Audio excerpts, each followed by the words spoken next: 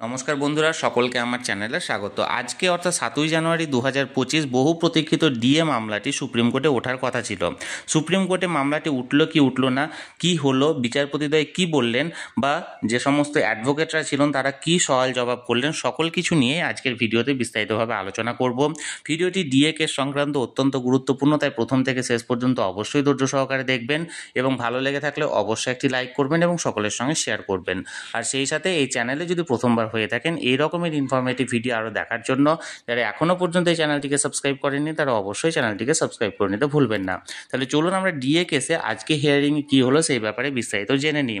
আজকে অর্থাৎ 7ই জানুয়ারি মাননীয় বিচারপতিদ্বয় ঋষিকেশ রয় এবং মাননীয় বিচারপতি SBN ভাট্টির এজলাসে সিরিয়াল নাম্বার 45-এ অর্থাৎ 45 নাম্বার সিরিয়ালে এই কেসটি ওঠার কথা ছিল এবং নির্দিষ্ট সময় মতো এই কেসটি মাননীয় বিচারপতিদ্বয়ের এজলাসে উঠেছিল এবং ওঠার পর মাননীয় বিচারপতিদ্বয় কী বললেন এই কেসটি সংক্রান্ত বা এই কেসটির পরবর্তী ব্যাপারে কী পদক্ষেপ নেওয়া হলো চলুন এক এক করে জেনে নিই।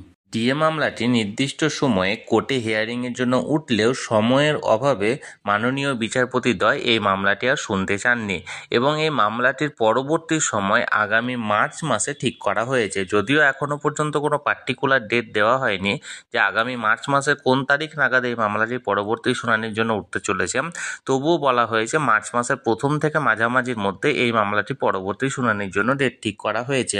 এবং সবথেকে যে গুরুত্বপূর্ণ বিষয় হলো যে একজন বিচারপতি অর্থাৎ বিচারপতিদ্বয়ের মধ্যে যে একজন বিচারপতি ছিলেন মাননীয় বিচারপতি ঋষিকেশ রায়, তিনি অবসর গ্রহণ করছেন এই জানুয়ারি মাসে এবং এই জানুয়ারি মাসে অবসর গ্রহণ করার পর তার জায়গায় নতুন বিচারপতি আসবেন এবং তাকে আবার পুনরায় হয়তো মামলা শোনার জন্য বা বোঝার জন্য আরও বেশ কিছু সময় লাগলেও লাগতে পারে।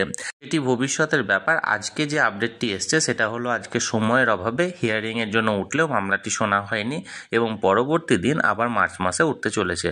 তাহলে বন্ধুরা, আজকে ডিএ মামলাটি হিয়ারিংয়ে কী হলো তাই নিয়ে আজকের ভিডিওতে বিস্তারিতভাবে আলোচনা করলাম। এই নিয়ে যদি আপনাদের কোনো কিছু জানার থাকে অবশ্যই কমেন্ট করে জানান। আর এই ভিডিওটি ভালো লেগে থাকলে অবশ্যই একটি লাইক করুন এবং সকলের সঙ্গে শেয়ার করুন। আর সেই সাথে এই চ্যানেলে যদি প্রথমবার হয়ে থাকেন এই রকমের ইনফরমেটিভ ভিডিও আরও দেখার জন্য যারা এখনও পর্যন্ত এই চ্যানেলটিকে সাবস্ক্রাইব করেননি তারা অবশ্যই চ্যানেলটিকে সাবস্ক্রাইব করে রাখুন। ধন্যবাদ, দেখা হচ্ছে পরের ভিডিওতে।